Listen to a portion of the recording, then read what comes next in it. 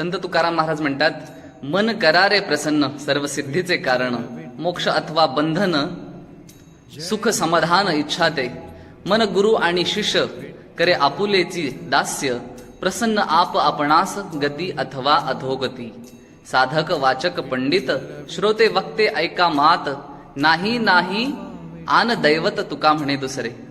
तुकाराम महाराजांनी मनाचे सामर्थ्य पुरेपूर ओळखलं होतं. म्हणूनच ते म्हणतात, तुम्ही तुमचे मन प्रसन्न ठेवा, आनंदित ठेवा, मग तुमची अनेक कार्य आपोआप पार पडतील. कार्यसिद्धी सहजगत्या होऊन जाईल. तुमच्या मनात तुम्ही जशी इच्छा धराल तसेच होईल. मन हे तुमचे गुरुही आहे आणि शिष्यही आहे, नव्हे तर तुमच्या इच्छेचे दासही आहे. तुमची प्रगती अधोगती तुमच्या मनस्थितीवर, तुमच्या मनाच्या इच्छेवरच अवलंबून आहे.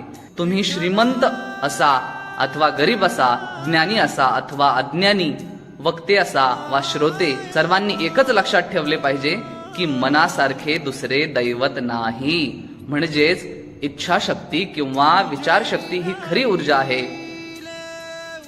खरंच तुकाराम महाराजांनी मनाचं सामर्थ्य खरंच किती ओळखलं होतं ना. चला तर मंडळी, अशाच नवनवीन व्हिडिओसाठी YK मराठी या यूट्यूब चॅनलला नक्की सबस्क्राईब करा. धन्यवाद.